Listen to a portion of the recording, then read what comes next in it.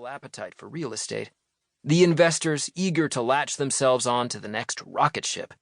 Neumann had become a millennial prophet for a new way of working and living, brushing back his flowing dark hair as he dispensed koans and made bombastic proclamations that somehow came true.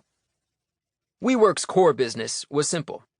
It leased space, cut it up, and rented out each slice with an upcharge for hip design, flexibility, and regular happy hours. Other companies had risen, and in many cases fallen, by offering more or less the same service, which amounted to a straightforward arbitrage. Lease long, rent short, and collect the margin. What separated Neumann's company was not only the impressive amount of physical space it occupied, with locations across 30 countries and counting, but also the grandeur of Neumann's vision for what the company would become. He had long resisted the obvious, that WeWork was a real estate leasing company, insisting that it was anything but. It was a tech startup, a social network, a community company, an organization bent on reshaping society. "We are here in order to change the world," Neumann once said. "Nothing less than that interests me." In the 9 years since WeWork's founding, practically every New York landlord, investor, and industry titan could tell a personal story about Neumann punctuating a business meeting with tequila shots. When we met, Neumann was wearing sneakers, black jeans, and a gray t-shirt, a study in nonchalance, and asked one of his assistants for hot water with lemon and ginger.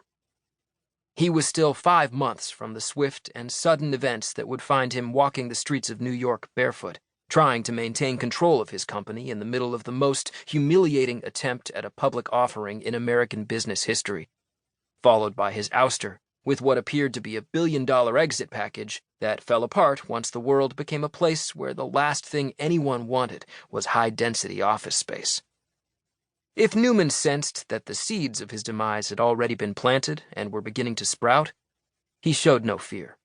"Our trajectory looks like Amazon's," Neumann told me, with a magic 8-ball resting behind him on his desk.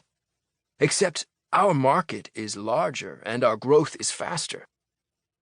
The boast was one Neumann had repeated many times, but he had a way of delivering canned lines with an enthusiasm that made each one feel handcrafted for its recipient. By 2019, every hyper-ambitious startup founder, was there now any other kind, presented his or her business as having the makings of a world-changing global behemoth. But it took a special kind of hubris to claim you would one day stare down Jeff Bezos in the rearview mirror. "Think of the stage that we're in as the books for Amazon," he said. "They used books to enter into the everything store. We used the work mission to enter into a larger category." What category was that? The larger category of life.